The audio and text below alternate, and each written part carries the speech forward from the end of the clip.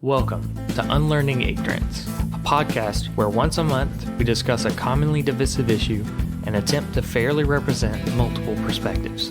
We are not experts, nor are we neutral. Our goal is to show an accurate understanding of conflicting sides, in hopes that it will foster civil conversations with an attitude of always learning. But we also want the show to represent you. So every month we will have a response episode where we highlight your comments, emails, tweets, and voicemails, telling us what we got terribly right, incredibly wrong, or something in between. Thanks for listening to this month's episode, where we bring together Vox Populi, the voice of the people. Well, hi, Chase. We are talking about guns again. Yeah, we are. What a time to be talking about guns, too. Yes, the entire discussion, I think, has changed since we recorded that discussion. Obviously, in the midst of defund the police riots and such, the idea of gun control looks very different right now. Yeah. Some very different sides are now looking at the autonomy of having guns as being more interesting to them, and so maybe some sides are shifting, and the whole COVID of everybody being stay at home, be by yourselves kind of thing is very alienating and makes a lot of people nervous. Yeah, like defending yourself from home makes a lot more sense right now. Like, we're literally stuck here. Yeah. So we got some pretty good feedback on this one. Yes, a lot to discuss for this month's episode. For sure. Roger gave us one of our nicest feedbacks. Is a rather slow moving but fairly balanced discussion. I am part of the gun culture and did not find any glaring deficiencies on the pro gun side. So he said it was refreshing. That's a kind words from somebody we definitely don't know. It's a great place to start because as we do these response episodes, it's become pretty natural for us to receive both responses to the topics and to our display of the topics, but also to receive responses to just the form of this show and how we're doing this. And so it's cool to just receive that. And I've definitely recognized while editing these episodes for the past few months that our conversations do tend to fall more along the lines of monologue followed by another monologue followed by another monologue, which I think might be the reason why for him as a listener and probably other listeners that our episodes can seem, as he says, slow moving. And so it might be something for us to consider in future episodes to have a bit more back and forth and more of an immediate kind of reactions and interplay between our ideas rather than trying to do it more debate style where one of us is just talking for 5 minutes straight. Yeah. And that definitely came from like what you're talking about, the debate style we were kind of going for, but also the fact that we kind of just did our own independent research and then came to the episode with our own kind of notes and brought it up to each other. We might do a more collaborative research in the future to get more back and forth, maybe. Right. It's like we try to research these episodes really well, but they're not scripted. You know, we're not coming in knowing exactly what we're going to say or exactly what the other person is going to say, because we want these to be well-informed conversations that you can learn from. However, we also want these to be displays of peaceable conversations from contrasting, if not completely opposite positions, and to show how those conversations can happen in friendly, understanding manners. And so part of that kind of needs to be natural and conversational. And hey, maybe we even should butt in on each other and be a little more dialogue happy. Yeah, with our conversations, and press each other on points we make. Yeah, but always learning, always adapting is kind of the name of the game here. Absolutely. But another feedback we received came from a listener named Fred, who says, I think he's trying to say this as an argument that we didn't really make. As long as criminals seek to do harm, guns will be an absolute necessity. That there's no such thing as gun violence, because gun is an inanimate object, a tool. It possesses no emotions, no hate, no self-guidance, no malice. Evil is within the minds of living beings who choose to commit crimes. They will try to harm others with any object they can acquire, and must be stopped by armed individuals before they can cause harm to others. Hmm. I don't totally recall whether we got too deep into the idea of So guns just being one possible weapon. I do remember I brought up the point that if you wanted to absolutely stop the most gun violence, that you would confiscate all the guns, but that would still result in violence. Right. It might be what he's going to right there. Right, that like a gun specifically is not the thing that causes violence from his perspective. That, you know, it's just one option. You know, another option might be a tennis racket. Another option might be a soccer shoe with cleats. You know, that something doesn't have to be a weapon for you to cause violence when what you want to do in your heart is to commit violence. So we should let people have guns, because in terms of weapons, it's an extremely effective way to stop the person who's simply wanting to commit violence. Which I think is a good point.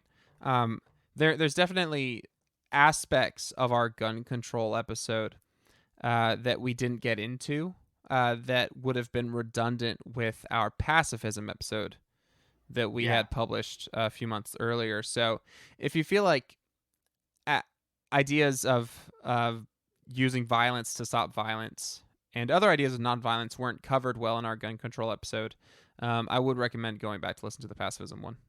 Absolutely. Yeah, this is definitely more in the philosophical realm of and I don't know, our episode we did was more in the realm of practical. There was some philosophy, obviously, when you start talking about liberty and owning of deadly force.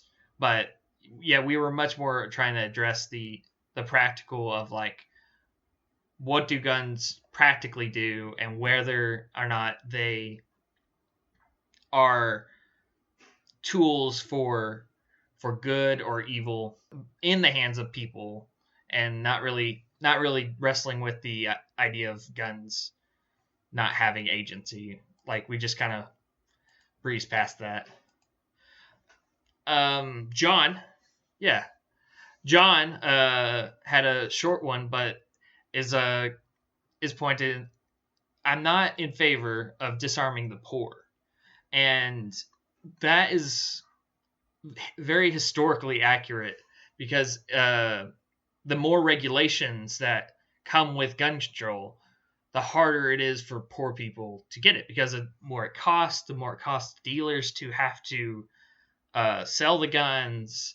And so by doing more gun control, you're effectively disarming the poor by raising the price of a weapon.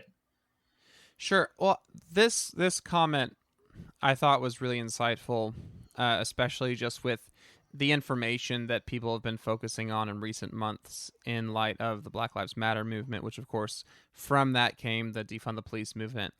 And so a lot of people have been focusing on the history of the police and where American police come from, why they existed in the first place. And if you look at, you know, the history of the police and the way in which its roots as trying to keep out minority people in some situations, trying to keep slaves from escaping in other situations, that there is this underlying thread throughout the history of American police that essentially it's illegal to be poor. And I think if you look at a lot of laws that exist and are still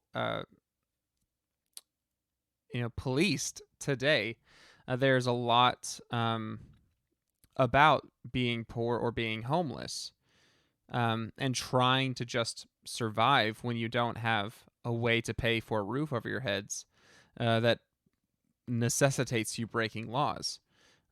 Whether it's like not staying in public places or not sleeping in a parking lot, um, that puts you in danger. And I think it is a serious issue worth considering. I don't want to show my hand in terms of where I fall on the whole defund the police thing per se, but it's also something I'm trying to still be learning about. And this issue of the poor and destitute in our country is one of the most interesting things that I've been learning about. Yeah, it's a good point. But we want to move on now to a longer email that we got in from a listener named Jonathan. He starts out by saying that he thinks we did a good job portraying both sides. It's obviously hard to discuss the topic in such a short time, but he does have a few comments for us. So his first comment, Jonathan says, I do believe that the people should be able to possess any kind of weapon or military equipment that law enforcement and our military have access to. Yes, this includes full auto, suppressors, body armor, tanks, and F-35s without having to ask permission from the government. A good example of this from the time when the Second Amendment was written is privateers. People were allowed to own warships. They didn't have to go pay the government extra money for the right to own it. Then the privateers were paid by the government to go take care of different criminals, but nonetheless, they owned their warships. That would be the argument against something we said, quote, the founding fathers couldn't imagine things like full automatic weapons. Yeah, I didn't know that. That's actually kind of news to me. That's really interesting. It makes total sense because merchants in that day there was no defense against pirates, and so like states were only interested in protecting their own interests, and so it would make sense for private people to want to protect their ships, and so having privateers sail alongside their cargo ships to protect from pirates, it makes sense that they would then maybe pivot some of those privateers to enforce some government law when the government needed that infrastructure that they just didn't have the resources to build. You know, there's that saying, there's nothing new under the sun. So it makes sense that there would be something back in the days of the founding fathers that's a better equivalent to modern weaponry than we gave them credit for. Mm. So then he goes on, very thorough comment. His second point was, when people say, how are you going to fight against something like the U.S. Military/government? Also remember the revolution. Yes, the Vietnamese did it, but the American Revolution is how we got America. A much smaller group fighting against one of the largest, I think at the time, the largest military forces of that day. And so that's that's a real good point. Americans fought guerrilla warfare style. They attempted it. I actually just watched Hamilton, so I got a good refresh on all that. Yeah, super accurate. Yeah. But no, the point's taken is that a smaller guerrilla force has been shown effective throughout time, for sure, and America's foundation is in it. Yeah, like if America were to somehow fall into tyranny, it would make sense that the government would try to get guns out of citizens first, like get out of their hands, out of their houses.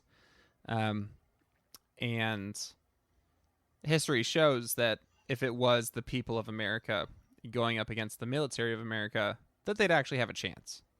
That's like Jonathan said, that's how America was formed. So yeah, and I don't think nuclear weapons are a good argument against that that sentiment that a smaller force can't beat America because we have nukes now. Because what tyrannical government is going to want to nuke its own country? Yeah, their own land? yeah, Right.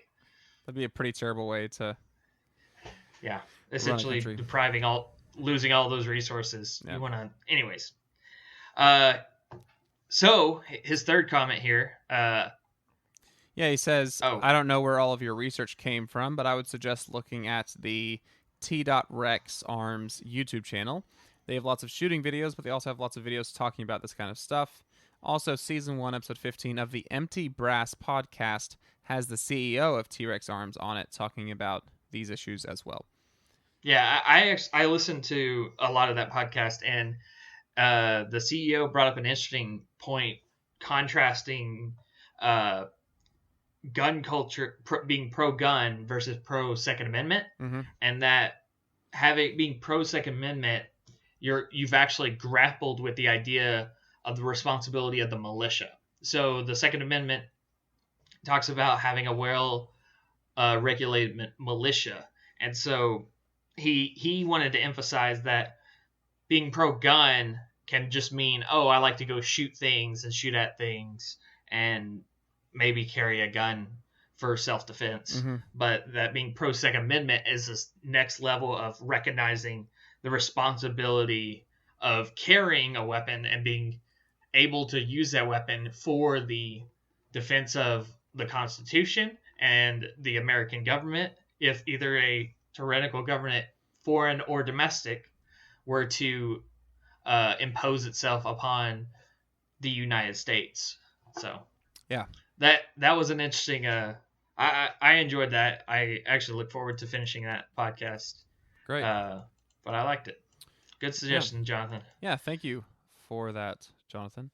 If you want to move on now to the email we got in from a listener named Zach. Love the podcast. Love the idea of fostering honest and open communication about divisive topics. My only complaint is that it seems the podcast lacks structure.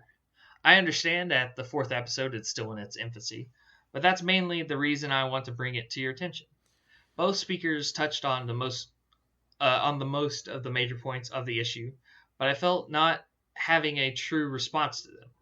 I'm not saying you should go through the entire Socratic method over each point in your 40 minutes, but there were definitely some points the two speakers brought up that either moved on without giving them due consideration or got distracted even in their own response. Just something to think about going forward. Yeah, I think this ties into what I was saying earlier about Roger's comment that it can be a little slow moving. I think in the way that we've been doing it, that's a little monologue heavy. You know, I speak for 5 minutes and you speak for 5 minutes. Not only is that not as conversational as it could be, but that's a lot of content to try to respond to while also saying your own point. And so, again, I've noticed in editing that sometimes, like, both of us will make really good points from whichever perspective we're speaking from that don't ever get directly addressed or that we kind of move from. Which, again, points to trying to have like normal conversation to the point where this isn't scripted. But it's funny. We've had episodes that we've recorded that were extremely structured before recording, but just by the nature of conversations and not always knowing what the other person's going to say, not always knowing what you're going to want to say, that we just naturally got off script, so to speak, got off structure. Which I think in a sense is the way to go, but we still might want to look back and find a balance between being both free form and structured in a way that can be as conversational and as informative as possible. Yeah, I definitely agree. We could do better on both those fronts, being both more structured and more conversational. I think we could do a better job though of holding each other to addressing points that we make. That holding feet to fire. We are new to this, and so we are presenting ideas that we don't necessarily hold. So that can sometimes lead to us not like saying, "Hey, you didn't address the point I brought." You did. True. I brought this point, and it just left out there in the open, and just kind of fizzled off, and we moved on. I think we could say, hey, this is a point we still need to go back and address. Yeah, that is a great point. It's something that we can't totally accomplish on this podcast is representing the sort of natural passion that a lot of people will have when having these conversations.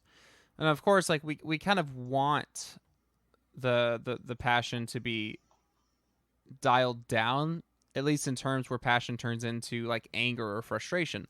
Yeah. But it's still good to be passionate about what you're convicted about, of course. For So sure. that can be hard for us to have when we are, talking from, a perspective that we don't actually agree with in real life. That we researched it and we're trying to represent it fairly, but, outside the podcast, we wouldn't be saying these things or arguing for these things.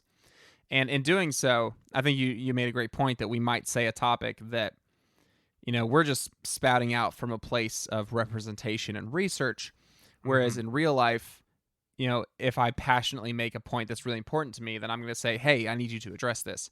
And I certainly think that would be a great thing for us to do in order to, as we say, fairly represent these topics and what these conversations could look like as we hope to do our part in fostering a world where people can disagree with each other in peaceable, meaningful, civil ways. Yeah. But to finish out Zach's email, he goes on to share a bit more specifically about the content of the gun control episode. He says, concerning the Second Amendment, both speakers discussed whether the Second Amendment would have to be removed in the case of an Australian-style buyback and what the Founding Fathers could or could not have foreseen in relation to technological development. But in my opinion, Zach speaking, not enough time was spent on how the two sides feel about the Second Amendment's existence in the first place. And I guess to say this, there's only so much ground we can cover in less than an hour. So we don't really see the Second Amendment as being something that's going to go anywhere. The Bill of Rights is only going to fall when the United States falls, as far as we can see. So we're dealing more with the ways in which the Second Amendment could be interpreted, but rather than whether it's a good or a bad thing that it exists.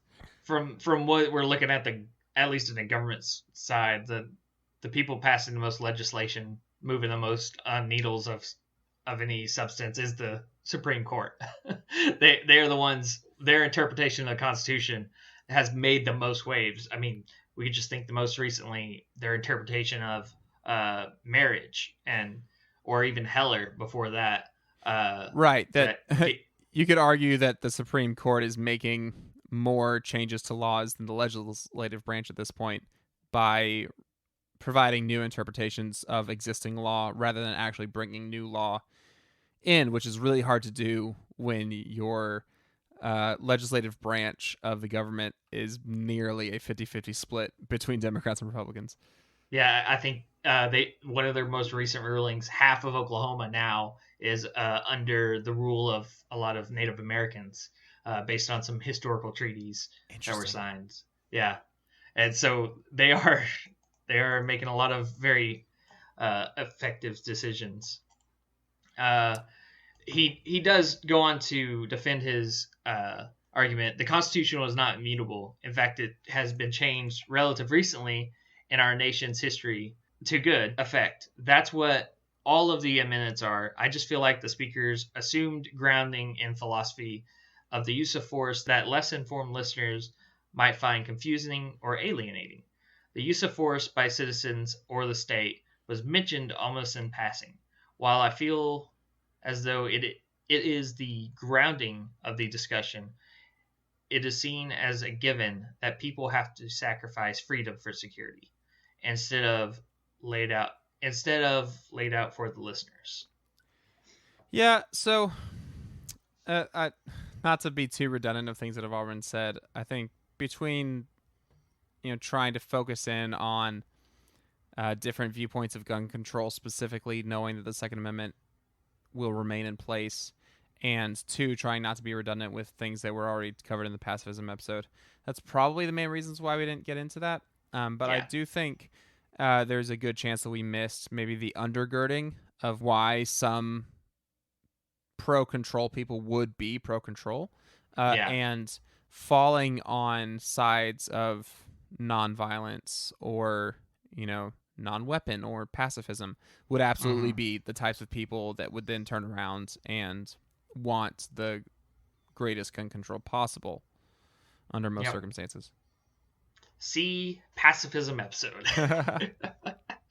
I didn't think about it or maybe I did at the time, but that gun control was kind of a follow up to the philosophical discussion of the pacifism episode. Yeah, that was kind of a happy accident that we fell into. That as new listeners are coming on board to the podcast, I really do think it would behoove you to keep up with the topics, which even as we are generally planning on switching months back and forth between political leaning issues and then social leaning issues. Personality tests as our second month might seem like a really weird thing to sit in between pacifism and gun control. But I mean, I personally noticed some weird ties into connections between personality tests and our current, cultural climate. And if you look at the Black Lives Matter movement and defund the police and everything that's happening right now, you can very clearly see ways in which pacifism and gun control relate to that in ways that we obviously couldn't have planned back when we recorded those episodes. But even personality tests plays into it in an interesting way in terms of, how do you think of people when you learn things about them? How do you put people into boxes? How do you prejudge people?